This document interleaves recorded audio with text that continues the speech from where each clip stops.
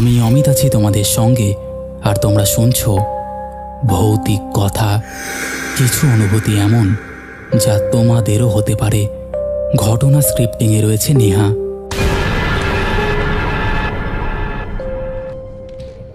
ধরো এখন যে ইলিশ উৎসব চলছে সুন্দরবনে, তুমি সেই সুন্দরবনে ঘুরতে গেছো ইলিশ উৎসবের জন্য। সেখানে গিয়ে তোমার সঙ্গে এমন কিছু ঘটনা ঘটলো যেটা তুমি সারা জীবনও ভুলতে পারবে না। তুমি নৌকায় রাত কাটাতে গিয়ে এমন কিছু তোমার সঙ্গে প্রতিনিয়ত ঘটে চললো সারা রাত ধরে, যেটা তুমি ভাবতেও পারবে না। আজ ঠিক সেই রকমই একটা ঘটনা তোমরা শুনতে চলেছ। তাই আর একদম দেরি করো না, তোমরা হেডফোনটা লাগিয়ে নাও। আজকে সত্যিই তোমরা ভয় পেতে চলেছ এবং আলাদা একটা জগতে যেতে চলেছ। আজকের ব্যাকগ্রাউন্ড মিউজিকটাও সেভাবেই ডিজাইন করা হয়েছে।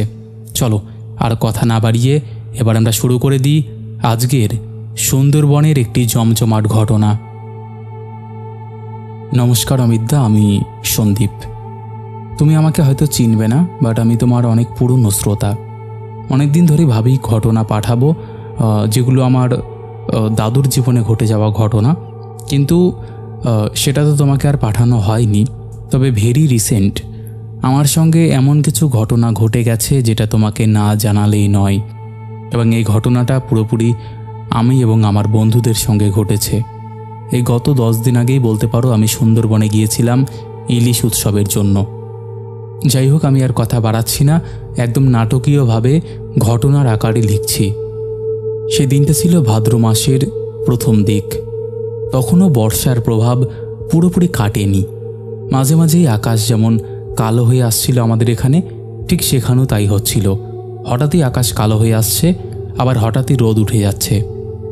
আমাদের কয়েকজনের পরিকল্পনা ছিল সুন্দরবনে যাব ইলিশ উৎসব উপলক্ষে। ক্যানিং হয়ে নামখানা, তারপর নৌকা নিয়ে আমরা একেবারে মেলাঘাটের দিকে ইলিশ উৎসব দেখতে যাব। সেই উৎসবের কথা বহুদিন ধরেই শুনেছিলাম, তবে আগে কখনো যাওয়া হয়নি।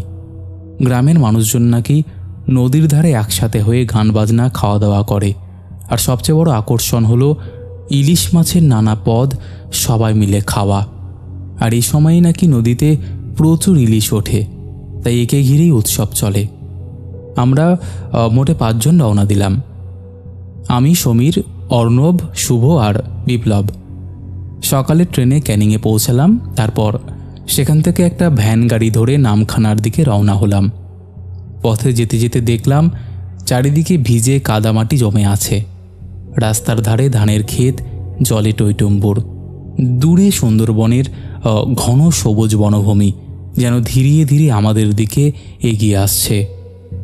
ক্যানিং পার হওয়ার পর থেকেই মনে হচ্ছিল বাতাসে আলাদা একটা গন্ধ, মাটির গন্ধ, নোনা জলের গন্ধ, আর কেমন যেন কাঁচা কাঁচা গন্ধ, যা শহর থেকে পাওয়া যায় না। ভ্যান গাড়ির চালক বলছিলেন এই উৎসবের সময় প্রচুর ভিড় হয়, তবে আমরা যেদিকে যাচ্ছি সেটা মূলত ভিড়ের থেকে একটু ভেতরে, তাই খুব বেশি কোলাহল থাকবে না। শুনে আমরা খুশি হলাম। ভিড়ের বাইরে থাকলে ভালোভাবে প্রকৃতিকে উপভোগ করা যায়। নামখানা পৌঁছে আমরা একটা ছোট নৌকা ভাড়া নিলাম, যেখানে শুধুমাত্র আমরা 5 জন আর নৌকার মাঝি থাকবে। সেই নৌকার মাঝি আবার একজন বয়স্ক মানুষ, নাম রমেশ। তিনি আমাদের নিয়ে নদী পেরিয়ে ভেতরে যাবেন। দুপুর গড়িয়ে আসছে, আকাশে হালকা মেঘ খেলা করছে। আমরা নৌকায় উঠেই বসে পড়লাম। নদীর পানিতে টুপটাপ বৃষ্টির ফোঁটা পড়ছে, কিন্তু তেমন জোরে না, বরং মনে হচ্ছিল নদী আমাদের স্বাগত জানাচ্ছে। নৌকা চলতে শুরু করতেই নদীর নোনা হাওয়া মুখে এসে লাগলো। আমরা 5 জনই একসাথে অনেক দিন পর বেরিয়েছিলাম, তাই সবার ভেতরে উৎসাহ ভরপুর। কিন্তু নৌকা যত ভেতরে যাচ্ছিল, পরিবেশ যেন ধীরে ধীরে অন্যরকম হয়ে উঠছিল। শহরের ভিড়ভাট্টা কোলাহল পেছনে পড়ে যাচ্ছে, সামনে শুধু নদী, জঙ্গল আর দিগন্ত জুড়ে নিস্তব্ধতা। মাঝে মাঝে শুধু অচেনা পাখির ডাক বা জলের ছলাৎ ছলাৎ শব্দ। রমেশ মাঝি খুব একটা কথা বলছিলেন না, মাঝে মাঝে শুধু দিক নির্দেশ করছিলেন। আমরা নদীর বাঁকে বাঁকে ঘুরে এগোচ্ছিলাম। হঠাৎ অর্ণব বলল, জানিস, আমি শুনেছি সুন্দরবনে রাতে নাকি অনেক অদ্ভুত জিনিস দেখা যায়। কেউ কেউ নাকি নৌকার আলো দেখতে পায়, কেউ আবার নদীর ধারে একা কাউকে দাঁড়িয়ে থাকতে দেখে, কিন্তু কাছে গেলেই আর পায় না। শুভ সঙ্গে সঙ্গে হেসে উঠল আর এসব মিথ্যে গল্প লোককে ভয় দেখানোর জন্য বলে আর বলে উঠল, আরে এইসব সব মিথ্যে গল্প, লোককে ভয় দেখানোর জন্য বলে। আসলেই যদি ভূত থাকতো তাহলে এত মানুষ কিভাবে থাকে? আমি এইসব চুপচাপ শুনছিলাম, যদিও আমিও এইসব গল্প আগে শুনেছি, তবে বাস্তবে বিশ্বাস করিনি। ততক্ষণে আমরা একটা গ্রামে পৌঁছে গেলাম। সেখানে মেলা বসেছে, অনেক দোকান টাঙানো হয়েছে। বাঁশের খুঁটি আর রঙিন কাপড় দিয়ে বাঁধানো স্টল থেকে গান বাজনার আওয়াজ ভেসে আসছে। চারিদিকে মানুষের ভিড়, ছোট ছোট বাচ্চারা দৌড়ে বেড়াচ্ছে। আমরা নৌকা থেকে নেমে উৎসবে মিশে গেলাম। সত্যিই পরিবেশটা দারুণ, সবাই আনন্দে মেতে আছে আর ইলিশ মাছের গন্ধ চারিদিকে ছড়িয়ে পড়েছে। কেউ ভাজা ইলিশ বিক্রি করছে, কেউ পাতিলে ঝোল, কেউ আবার পাটিসাপটা ইলিশ দিয়ে বানিয়েছে। আমরা হাঁটতে হাঁটতে একটা দোকানে বসলাম, ভাত ডাল আর ইলিশ মাছের তরকারি খেলাম। খেতে খেতে মনে হচ্ছিল এর স্বাদ কোনোদিনও ভোলা যাবে না। বিকেলের দিকে উৎসবের মূল আকর্ষণ শুরু হলো। স্থানীয় লোকেরা নদীর ধারে একসাথে গান গাইতে লাগলো, ঢাল খোল কাশি সব বাজতে লাগলো। আমরা ভিড়ের মধ্যে দাঁড়িয়ে দেখছিলাম সবাই কত আনন্দ করছে। হঠাৎ আমার মনে হলো এই আনন্দের ভেতরেও কোথাও যেন অদৃশ্য একটা অস্বস্তি লুকিয়ে আছে, যেন কেউ আমাদের চুপচাপ লক্ষ্য করছে। আমি কাউকে কিছু বললাম না, শুধু মনে মনে ভাবলাম হয়তো আমারই ভুল লাগছে। তবে রাতের দিকে যে অদ্ভুত ঘটনাগুলো শুরু হবে সেটা তখনও আমি টের পাইনি। বিকেল গড়িয়ে সন্ধে নেমে এলো, চারিদিকে কোলাহল তখনও থামেনি, কিন্তু অন্ধকার নামতেই গ্রামের ভেতরের আলোগুলো জ্বলে উঠল। বাঁশে বাঁধা কেরোসিনের বাতি মৃদু আলো ছড়িয়ে দিচ্ছিল। সেই আলোয় মেলার রঙিন পতাকা হাওয়ায় দুলছিল। আমরা নদীর ধারে বসেছিলাম, ভিড় থেকে একটু দূরে। সবার হাতে তখনও খাবারের ঠোঙা, কাগজে মোড়া ভাজা ইলিশ। কেউ হাসছে, কেউ গল্প করছে, এইরকমই চলছিল। আমরা পাঁচজনই ঠিক করলাম রাতে বেশি দূর না থেকে নৌকাতেই থাকব, কারণ রমেশ মাঝি বলল রাতে নদীতে ফেরা ঠিক নয়, স্রোত বেড়ে যায় আর জোয়ারের টানও বেশি থাকে।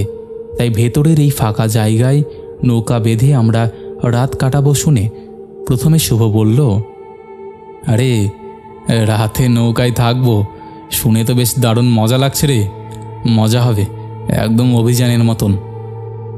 আমরা সবাই রাজি হয়ে গেলাম। উৎসবের ভিড় থেকে বেরিয়ে নৌকায় ফিরে এলাম। তখন আকাশ একেবারে কালো হয়ে গেছে। দূরে কোথাও বিদ্যুতের আলো নেই, শুধু জঙ্গলের ঘন অন্ধকার চারিদিক থেকে ঘিরে আসছে। নদীর ওপর হালকা কুয়াশা নেমে এসেছে। আমরা নৌকায় উঠে মাদুর পেতে বসলাম। রমেশ মাঝি পাশে বসে বিড়ি ধরালেন, তারপর বললেন, তোমরা খেয়াল করেছো তো এই সময় নদীর ধারে এক অদ্ভুত নিস্তব্ধতা নেমে আসে? সবাই বলল, হ্যাঁ, আসলেই মনে হচ্ছে চারিদিক একেবারে চুপচাপ, শুধু জলের মৃদু শব্দ আর কোথাও এক অচেনা পাখির ডাক আমি শুনতে পাচ্ছি। তখনও সেই অদ্ভুত অনুভূতিটা এড়িয়ে যেতে পারছিলাম না। মনে হচ্ছিল উৎসবের ভিড় যতটা প্রাণবন্ত ছিল, তার বিপরীতে এই নির্জনতা যেন আরও ভয়ঙ্কর হচ্ছে। ধীরে ধীরে রাত বাড়তেই লাগলো। আমরা গল্প করছিলাম, কিন্তু রমেশ মাঝি খুব চুপচাপ ছিলেন। মাঝে মাঝে শুধু নদীর এদিক ওদিক তাকাচ্ছিলেন। হঠাৎ অর্ণব বলল, কাকু এত চুপ করে আছেন কেন, কোনো সমস্যা নাকি? রমেশ মাঝি একটু থেমে বললেন, সমস্যা কিছু নেই, তবে এই সময়টা নদীতে একদম নিস্তব্ধ থাকা ভালো, অকারণে হইচই করা ভালো নয়। শুভ্র সঙ্গে সঙ্গে হেসে বলল, আবার ভূতের গল্প? আমরা হেসে উঠলাম, কিন্তু রমেশের মুখে কোনো হাসি নেই, বরং মনে হলো তিনি খুব সিরিয়াস হয়ে গেছেন। অন্ধকার তখন ঘনিয়ে এসেছে। আমরা টর্চ জ্বালিয়ে রাখলাম। হঠাৎ দূরে নদীর অন্য পাড়ে ক্ষীণ আলো দেখা গেল। মনে হচ্ছিল কেউ হয়তো লণ্ঠন নিয়ে দাঁড়িয়ে আছে। আমরা অবাক হয়ে তাকিয়ে রইলাম, কারণ সেই দিকে কোনো গ্রাম নেই, শুধু ঘন জঙ্গল। রমেশ ধমক দিয়ে বললেন, দেখো না, দেখো, ওইদিকে টর্চ মারবে না, চুপচাপ বসো। আমরা কেউ কিচ্ছু বললাম না, শুধু আলোটা একবার জ্বলে উঠল, আবার নিভে গেল, যেন কেউ ইচ্ছে করে দেখাচ্ছে আর লুকোচ্ছে। সেই দৃশ্য আমাদের সবার মনে কেমন অস্বস্তি তৈরি করলো। আমি কিছু বলতেই যাচ্ছিলাম, ঠিক তখনই হঠাৎ জলের ভেতর থেকে টপ টপ শব্দ আসতে লাগলো, যেন কেউ পা টেনে টেনে হাঁটছে। শুভ্র বলল, হয়তো কোনো মাছ লাফাচ্ছে। অর্ণব বলল, না, এই শব্দটা পায়ের শব্দের মতন। আমি তখন ঠান্ডা হয়ে যাচ্ছিলাম। রমেশ মাঝি বললেন, একদম চুপ করো, কারোর নাম ধরে ডাকাডাকি করবে না, এই সময় নাম ডাকা খুব খারাপ অভ্যাস। শুভ্র হেসে বলল, কেন, নাম ডাকলে কি হবে? মাঝি কাকু চুপ করে গেলেন, কিন্তু তার চোখে ভয় স্পষ্ট দেখা যাচ্ছিল। নদীর উপর কুয়াশা তখন আরও ঘন হয়ে এসেছে, আলোটার দেখা যাচ্ছে না, কিন্তু সেই পায়ের শব্দ মাঝে মাঝে আবার ভেসে আসছে। আমরা একে অপরের দিকে তাকালাম, কারোর মুখে কোনো কথা নেই, শুধু দূরে একটা হালকা হাহাকার ভেসে এলো, যেন কেউ খুব আস্তে কাঁদছে। আমরা তখন নৌকার ডেকে একদম নিস্তব্ধ হয়ে বসে আছি। বাতাস কেমন যেন ভারী হয়ে গেছে। নদীর উপর ভেসে আসছে সেই অচেনা হাহাকার, কান্নার মতন শব্দ। সবাই শুনছে, তবুও কেউ মুখ খুলছে না। রমেশ মাঝি শুধু চোখ বন্ধ করে বিড়ি টানছিলেন, মনে হচ্ছিল তিনি কিছু প্রার্থনা করছেন। আমি টর্চ বন্ধ করে নিলাম, কারণ আলো জ্বালানোর অদ্ভুত একটা ভীতি হচ্ছিল। কুয়াশার মধ্যে আলো যেন আরও অচেনা ছায়া তৈরি করেছে। হঠাৎ অর্ণব ধীরে ধীরে ফিস ফিস করে বলল, শুনতে পাচ্ছিস? কারোর শীষ বাজানোর মতন আওয়াজ আসছে। আমরা কান খাড়া করলাম। সত্যিই নদীর ওপার থেকে টানা টানা শীষ বাজানোর মতন একটা আওয়াজ আসছে, একবার দূরে, আবার হঠাৎ কাছে। অর্ণব ভয় পেয়ে বলল, ওটা কি হতে পারে? শুভ্র জোরে হাসতে চাইল, কিন্তু গলা শুকিয়ে গিয়েছিল। রমেশ ধমক দিয়ে বললেন, একেবারে চুপ থাকো, চোখ কান খোলা রাখো, কিন্তু কোনো নাম ডেকো না। ওরা নাম ধরে ডাকে, তখন সাড়া দিলে সর্বনাশ হয়ে যায়। আমরা একে অপরের দিকে তাকালাম, কিছুই বুঝতে পারছিলাম না, কারা ডাকে, কেন ডাকে। সে সময় হঠাৎ নদীর একেবারে ধারে ছপ শব্দ হলো। আমরা টর্চ জ্বালাতেই দেখি পানির ভেতর কিছু একটা নড়ছে, যেন কেউ খুব ধীরে ধীরে পা টেনে টেনে হাঁটছে। আমি আর বিপ্লব একসাথে আলো ফেলতেই মনে হচ্ছিল মানুষের মতো ছায়া, কিন্তু মুহূর্তের মধ্যে আবার কিছুই নেই, শুধু ফাঁকা নদী। রমেশ তাড়াতাড়ি টর্চ নিভিয়ে দিতে বললেন। আমি কাঁপা কাঁপা হাতের টর্চ বন্ধ করলাম। বুকের ভেতর ধোঁকপোকানি বেড়ে গেছে। আমরা কেউ কথা বলছি না, শুধু জলের গন্ধে আর কুয়াশায় মাথা ঝিমঝিম করছে। তখন হঠাৎ নদীর ওপাশ থেকে স্পষ্ট করে আমাদের দিকেই একটা মেয়েলি গলা ভেসে এলো। কে আছো? কে আছো? ওখানে চলো, এই দিকে আসো। গলাটা একেবারে মৃদু, কিন্তু ভীষণ টান টান। আমাদের পাঁচজনের শরীর একবারে অবশ হয়ে গেল। শুভ্রত প্রায় কেঁপে উঠল। রমেশ গর্জে উঠলেন, চোখ বন্ধ করো, কেউ সাড়া দেবে না। আমি সত্যি চোখ শক্ত করে বন্ধ করে ফেললাম। মনে হচ্ছিল সেই গলাটা আবার ডাকছে, একবার একটু দূর থেকে, একবার একটু কাছে আসছে, যেন কুয়াশার ভেতর থেকে সরে সরে এগিয়ে আসছে। নামটা বলছে না, শুধু চলো, এই দিকে আসো, এইভাবে ডাকছে। আমরা নড়তে পারছি না, সময় যেন থমকে গেছে। তখন হঠাৎ আমার মনে হলো কেউ আমার কানের একেবারে খুব পাশে আস্তে ফিস ফিস করে বলল। সমীর আমি এক ঝটকায় চোখ খুলে ফেললাম, চারিদিকে তাকালাম, কিন্তু কেউ নেই। অর্ণব আমার দিকে তাকিয়ে চুপচাপ মাথা নেড়ে জানালো সেও শুনেছে ওকে কেউ নাম ধরে ডাকছে। কার নাম সেটা আমি শুনতে পাইনি, কিন্তু ওর মুখের ভয়ে আমি বুঝতে পারলাম ওর নামই ডাকা হয়েছিল। রমেশ মাঝি দাঁড়িয়ে উঠে নদীর দিকে থুতু ছিটিয়ে কিছু মন্ত্র পড়তে লাগলেন। তারপর গলা নামিয়ে বললেন, আজ রাতে কেউ ঘুমাবে না, কথা বলবে না, শুধু চুপচাপ বসে থাকবে সকালের আলো না ফোটা পর্যন্ত। এই সময় পর্যন্ত কারোর যদি নাম শোনো তাহলে কান বন্ধ করে নাও, সাড়া দেবে না, নইলে ফিরতে পারবে না। আমরা 5 জন একেবারে থ মেরে বসে রইলাম। বাইরে কুয়াশা তখন আরও ঘন হয়ে গেছে। নৌকা কেমন যেন দুলতে দুলতে স্থির হয়ে গেল। চারিদিকে শুধু অন্ধকার আর সেই অচেনা কান্না আর শীষের মিশ্রণ। রাত তখন অনেকটাই নেমে এসেছে। আমরা নৌকার ভেতর একেবারে নিশ্চুপ হয়ে বসে আছি। নদীর ওপর ঘন কুয়াশা জমে গেছে। চোখের সামনে হাত বাড়াতেই কিছু দেখা যায় না, শুধু হালকা স্যাঁতস্যাঁতে ঠান্ডা হাওয়া বয়ে আসছে আর তার সঙ্গে নদীর কাঁচা নোনা গন্ধ। হঠাৎ খুব কাছেই আবার সেই ছপ ছপ শব্দ শুনতে পেলাম। মনে হচ্ছিল কেউ নদীর জলে হাঁটছে। আমরা একেবারে শ্বাস আটকিয়ে শুনতে লাগলাম। শব্দটা একবার কাছে আসছে, আবার দূরে সরে যাচ্ছে। রমেশ মাঝি ধীরে ধীরে বিড়ি নিভিয়ে মাটিতে চাপা দিয়ে দিলেন। তারপর কানে ফিস ফিস করে বললেন, ওরা এখন চারপাশে ঘুরছে, তুমি যদি নাম শুনতে পাও সাড়া দেবে না। শুভ্র তখন কাঁপা কাঁপা গলায় বলল, মাঝি কাকু, সত্যি কি ভূত আছে? উনি জবাব দিলেন, আমি বলবো না ভূত আছে কি নেই, তবে এই নদীতে অনেকের প্রাণ গেছে। যারা জোয়ারে ভেসে গিয়েছিল, যারা ফেরেনি, তাদের হাহাকার বাতাসে থেমে গেছে। তোমরা যদি ভয় পেয়ে সাড়া দাও তবে জঙ্গলের ভেতর টেনে নিয়ে যাবে, আর কোনোদিনও ফেরা যাবে না। এ কথা শুনে আমাদের গা শিউরে উঠল। তখন হঠাৎ নৌকার একেবারে ধারে কিছু একটা ধাক্কা মারল। আমরা সবাই চমকে উঠলাম। মনে হলো কেউ যেন নৌকার কাঠের গায়ে হাত মারল। অর্ণব ভয় পেয়ে আলো ফেলতে যাচ্ছিল, কিন্তু রমেশ এক ঝটকায় ওর হাত চেপে ধরলেন। আলো জ্বালানো মানেই সর্বনাশ। আমরা অন্ধকারে কান পেতে রইলাম। ধাক্কা থেমে গেছে, কিন্তু একেবারে নিচ থেকে গড় গড় করে পানির আওয়াজ আসছে, যেন কেউ জলের তলায় দাঁত ঘষছে। এই শব্দে শরীরের লোম খাড়া হয়ে গেল। আমি আর বিপ্লব দুজনেই বুঝতে পারলাম এটা হয়তো নদীর কুমির বা বড় মাছও হতে পারে।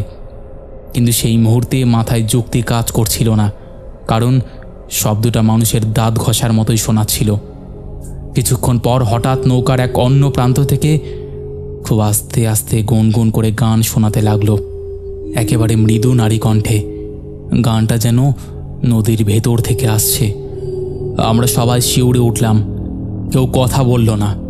রমেশ শুধু মুখ শক্ত করে বসে আছেন, চোখে আতঙ্ক। স্পষ্ট সেই গলা গাইতে গাইতে একেবারে কাছে আসতে আবার মিলিয়ে যাচ্ছে মনে হচ্ছিল।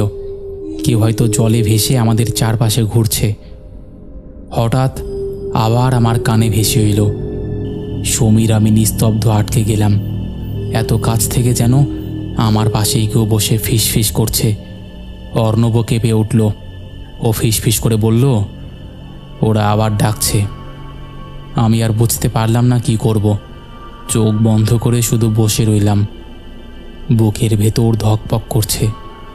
মিনিটগুলো যেন ঘন্টার মতো লাগছিল। তখন হঠাৎ নদীর ওপাশ থেকে কুকুরের ডাক শোনা গেল। একবার লম্বা হাউ হাউ করে ডাক, তারপর থেমে গেল।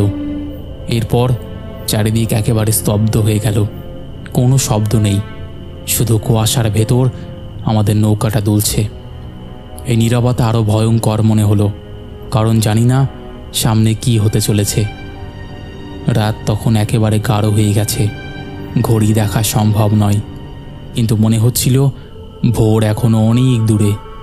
চারিদিকে অন্ধকার কুয়াশা আর সেই ভেজা স্যাঁতস্যাঁতে হাওয়া। আমরা 5 জনই নৌকার ডেকে শক্ত হয়ে বসে আছি। কারোর কথা বলার সাহস নেই। মাঝে মাঝে নদীর ভেতর থেকে বারবার শব্দ ভেসে আসছে, যেন গভীরে কিছু নড়ছে। হঠাৎ অর্ণব কাঁপতে কাঁপতে বলল, আমার মনে হলো কেউ আমার পায়ের কাছে হাত দিল। আমরা সবাই চমকে উঠে ওর দিকে তাকালাম। সত্যি ওর পা জলে ঝুলেছিল। রমেশ তাড়াতাড়ি টেনে তুললেন আর গলা নামিয়ে বললেন, শরীরের কোনো অংশ বাইরে রেখো না, টেনে নিয়ে যাবে। আমরা তখন আর নড়াচড়া করারও সাহস পাচ্ছিলাম না। নৌকাটা আস্তে আস্তে একেবারে হেলে যাচ্ছিল। যেন নিজ থেকে কেউ ঠেলছে। আমরা ভয়ে একেবারে মাঝের দিকে সরে বসলাম। নৌকার কাঠ কেঁপে উঠছিল। ঠিক তখনই আবার সেই মেয়েলি গলা ভেসে এলো, খুব কাছ থেকে এলো। চলো, এইদিকে চলো। এবার পরিষ্কার শোনা গেল, গলায় যেন কান্নার সুর। আমরা কেউ তাকালাম না, শুধু চুপ করে বসে রইলাম। আমার মনে হচ্ছিল বুকের ভেতর থেকে রক্ত টেনে নিচ্ছে। এত চাপা ভয় আগে কখনো পাইনি। হঠাৎ নদীর জলের ভেতর থেকে যেন একসাথে কয়েকটা হাত উঠে এলো। কুয়াশার মধ্যে অস্পষ্ট ছায়া, শুধু তরঙ্গ ভাঙার শব্দ, আর আলো নেই, তাই কিছু বোঝা যাচ্ছিল না। শুভ্র একেবারে চেঁচিয়ে উঠতে যাচ্ছিল। রমেশ দ্রুত ওর মুখ চেপে ধরলেন। তারপর কানে কানে বললেন, একবার যদি সাড়া দাও তবে আর বাঁচবে না। আমি শিউরে উঠলাম, কারণ সেই মুহূর্তে আমি স্পষ্ট শুনলাম আমার নাম ধরে 3 বার ডাকা হলো, সমীর, সমীর, সমীর। শব্দটা এত আস্তে, আবার এত কাছে যে মনে হচ্ছিল ঠিক পেছনে দাঁড়িয়ে কেউ কাঁদছে, আবার ডাকছে। আমি স্থির হয়ে গেলাম, আর নড়াতে পারছিলাম না। বিপ্লব হঠাৎ কেঁদে ফেলল। ও বলল, আমারও নাম ডাকছে, আমি ফিরতে চাই। রমেশ ঝটকা দিয়ে ওর গালে থাপ্পড় মারলেন যাতে চুপ হয়ে যায়। এর মধ্যে হঠাৎ ওপাশ থেকে মৃদু আলো জ্বলে উঠল। আগের মতোই লণ্ঠনের মতো একবার দেখা যাচ্ছে, আবার মিলিয়ে যাচ্ছে। মনে হচ্ছিল সেই আলো আমাদের টেনে নিতে চাইছে। আমরা অসহায়ের মতো বসে আছি। একদিকে অদ্ভুত আলো, অন্যদিকে সেই ডাকানির গলা। চারিদিকে নিস্তব্ধ। তখন হঠাৎ আকাশে বজ্রপাত হলো। চারিদিকে এক ঝলক আলোয় ভেসে উঠল। আর সেই মুহূর্তে আমি দেখলাম নদীর জলে সত্যিই কয়েকটা ছায়া নড়ছে, মানুষের মতন, আবার পুরো মানুষও নয়। হয়তো গাছের ডাল ভেসে গেছে কিংবা কুয়াশার খেলায়। কিন্তু তখনও মনে হচ্ছিল আমাদের ঘিরে দাঁড়িয়ে আছে কেউ। ভোরের আগে হয়তো আর সামলানো যাবে না। আমরা তখন সময়ের হিসাব হারিয়ে ফেলেছিলাম। কতক্ষণ ওভাবে বসেছিলাম কিছুই জানি না, শুধু চারিদিকে সেই ঘন কুয়াশা আর অদ্ভুত নিস্তব্ধতা। হঠাৎ আবার নদীর ওপাশ থেকে সেই গলা ভেসে এলো। তবে এবার শুধু ডাকা নয়, এবার যেন কাঁদতে কাঁদতে হাহাকার করে বলল। কেউ সাড়া দিচ্ছিল না। এইদিকে চলে আসো। আর কেউ নড়লাম না, শুধু শ্বাস আটকিয়ে বসে রইলাম। রমেশ মাঝি চোখ বন্ধ করে গজগজ করে কিছু মন্ত্র পড়তে লাগলেন। তারপর হঠাৎ নৌকার এদিক ভারী হয়ে গেল। মনে হচ্ছিল কেউ উঠে বসেছে। কাঠ কোকিয়ে উঠছিল। আমি ভয় পেয়ে চোখ বন্ধ করে এক মুহূর্তের জন্য চোখ খুলতেই দেখলাম কুয়াশার ভেতর নৌকার ধারে ভেজা কাপড়ে ঢাকা অস্পষ্ট এক নারীর অবয়ব বসে আছে। মুখ দেখা যাচ্ছে না, কিন্তু তার ভেজা চুল কাঁধের ওপর ঝুলে আছে। আমি চোখ শক্ত করে বন্ধ করে ফেললাম। বুক ধড়ফড় করছিল। সেই অবয়ব কয়েক মুহূর্তের জন্য নড়ল। তারপর হঠাৎ একটা জলের ছিটা আমাদের ওপর এসে পড়ল। আমরা সবাই কেঁপে উঠলাম। তখনই দূরে পাখির ডাক শোনা গেল। ভোরের প্রথম আলোয় যে পাখি ডাকে, সেই আওয়াজে যেন সব কিছু পাল্টে গেল। ধীরে ধীরে কুয়াশা সরে যেতে লাগলো। নদীর এপাশে কোনো গলা আর শোনা যাচ্ছে না, শুধু হালকা আলো ফুটতে শুরু করেছে। আমরা হাঁপ ছেড়ে বাঁচলাম, কিন্তু কারোর সাহস হলো না কথা বলার। আকাশ ফর্সা হতে থাকতেই দেখা গেল নদীর ধারে ভেসে আসা কয়েকটা ভাঙা কাঠ, কিছু পুরনো কাপড় আটকে আছে। হয়তো রাতের অন্ধকারে আর কুয়াশায় সেগুলোই আমাদের কাছে অবয়ব মনে হচ্ছিল। তবে সত্যি কথা বলতে গেলে সেই গলার ডাক বা নৌকার ধাক্কা দেওয়ার শব্দকে কিভাবে ব্যাখ্যা করা যায় আমি জানতাম না। রমেশ মাঝি শুধু বললেন, তোমরা ভাগ্যবান যে সকালের আলো তোমাদের বাঁচিয়ে দিল। সবাই চুপচাপ বসে রইলাম, যেন কিছুই ঘটেনি। কিন্তু সবার চোখে মুখে সেই রাতের ভয়ের ছাপ স্পষ্ট ছিল। ভোর পুরোপুরি ফুটতেই নদীর ওপারে জঙ্গল পরিষ্কার দেখা যাচ্ছিল। কুয়াশা সরে গিয়ে সব কিছু স্বাভাবিক মনে হচ্ছিল। নৌকার চারপাশে শুধু কয়েকটা ভেসে আসা গাছের ডাল আর কিছু ছেঁড়া কাপড় জলে আটকে আছে। রমেশ মাঝি নৌকা ছাড়িয়ে ভাটির দিকে চালালেন। আমরা কেউ কথা বলছিলাম না। সবার চোখে মুখে ক্লান্তি আর ভয়। অর্ণবের মুখ একেবারে ফ্যাকাশে। শুভ্রও আর হাসি ঠাট্টা করছে না। বিপ্লব একেবারে চুপচাপ বসে শুধু নদীর দিকে তাকিয়ে আছে। আমি নিজেও বুঝতে পারছিলাম না যা দেখলাম সেটা আসলেই কী ছিল। হয়তো কুয়াশার ভেতরে ভেসে আসা কাঠ কাপড়ের অবয়ব আমাদের ভুল বোঝায়।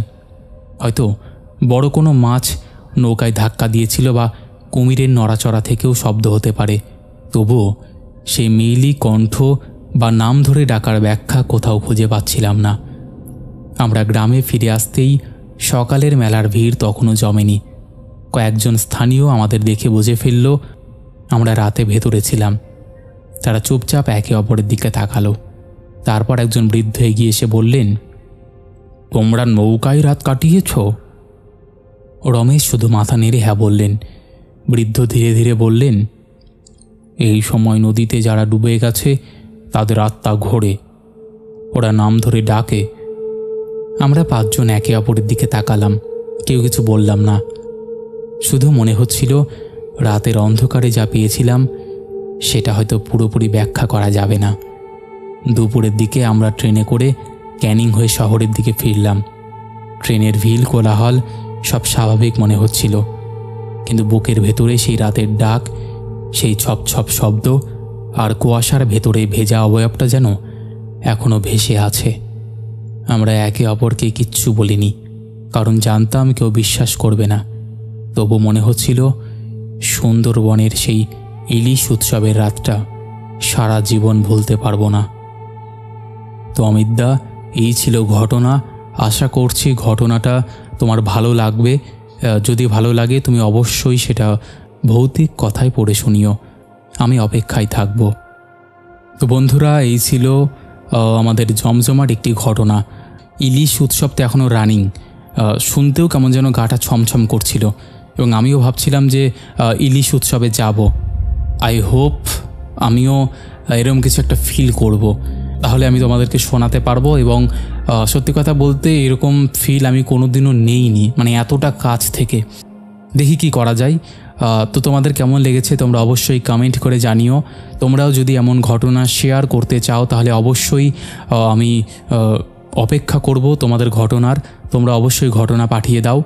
আর একটা কথা, ভৌতিক কথা কোনো রকম অন্ধবিশ্বাস, কোনো রকম কুসংস্কার বা কোনো রকম নেগেটিভিটিকে প্রচার করে না। ভৌতিক কথার কাজ শুধুমাত্র মানুষের জীবনে ঘটে যাওয়া ঘটনা সবার সামনে তুলে ধরা, নচে তার কোনো উদ্দেশ্য নেই। তাই যারা বিশ্বাস করছো না তারা অবশ্যই এগুলোকে এন্টারটেইন হিসেবেই নিয়ে নাও। চলো এবার আমরা শুরু করে দিই শাউট আউট পর্ব। শেষের এপিসোডে ফার্স্ট কমেন্ট করেছে চুমকি ঘোষ, সেকেন্ড কমেন্ট করেছে দীপিকা দাস, থার্ড কমেন্ট করেছে জয় দাস। তিনজনেই লাভ লাভ রিয়াক্ট দিয়েছে। তারপরে কমেন্ট করেছে অধরা, মোয়াজবিন, সুদেশনা কায়াল, সুমন্ত দাস, শ্রীমান দে, বৈশাখী পাল, রিমি মাইতি, সঙ্গীতা মজুমদার, সুনিতা সরকার, গীতা গোস্বামী, বিশ্বজিৎ দাস, শিহাব শাফিরউদ্দিন, বিজয় বিশ্বাস, শর্মিলা সান্ত্রা, বিশ্বজিৎ বিশ্বাস, গণেশ দেবনাথ, নিবেদিতা হালদার, শর্মিষ্ঠা সান্ত্রা, শুভ মণ্ডল, বিনয় বিশ্বাস, ডিজে ব্লগার অনিশ লিখেছে প্রচণ্ড শরীর খারাপ থাকা সত্ত্বেও নোটিফিকেশান পাওয়ার সাথে সাথে শুনতে চলে এলাম ঘটনা। একদম থ্যাংক ইউ ভাই।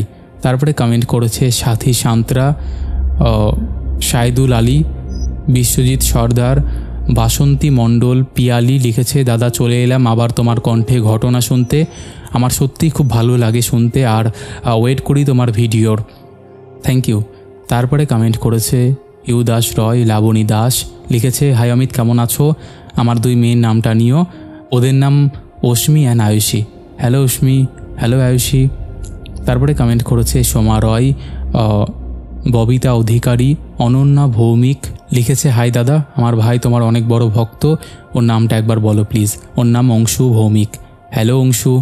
তারপরে কমেন্ট করেছে অর্জুন, রাহুল বর্মন, বন্দনা রয়, পম্পা মহন্ত, রেখা পাসমান, লাবণী পাল, মলয় চক্রবর্তী, লক্ষ্মণ সর্দার, স্বপ্না বাজাল, টোটন হাজরা, পাপড়ি দোলা, অমিতা ঠাকুর, সেলিম গেমিং, রৌনক দত্ত, সন্দীপ হোর, এমডি মন, সায়ন দে লিখেছে তোমার রিপ্রেজেন্টেশন দারুণ। ওকে, সবটাই দারুণ, গুড নাইট, থ্যাংক ইউ। তারপরে কমেন্ট করেছে শঙ্কর চক্রবর্তী, দেবদূত সাহা, নীলাঞ্জনা সরকার লিখেছে, আপনাকে একটা মেল করেছিলাম দাদা অন্য ইমেল দিয়ে। ঠিক আছে, আরেকবার ফরওয়ার্ড করে দাও গো। তারপরে কমেন্ট করেছে অঞ্জলি মণ্ডল, আদিমা মিম, প্রতিমা রয়, স্বপ্না বিশ্বাস, সুমনা, অজয় দে, রাকেশ মণ্ডল, অতনু রয়, রাজকুমার রয়, রাকেশ মণ্ডল, অতনু রয়, রাজকুমার রয়। তো এইরকম অসংখ্য প্রিয় মানুষেরা আমাদের শেষের এপিসোডে কমেন্ট করেছে, যাদের কমেন্ট আমি আর চাইলেও পড়তে পারছি না। তাই তোমরা একটু তাড়াতাড়ি কমেন্ট করার চেষ্টা করো। তো আজকের মতন এখানেই শেষ করছি। আবার দেখা হবে নতুন কোনো ঘটনা নিয়ে।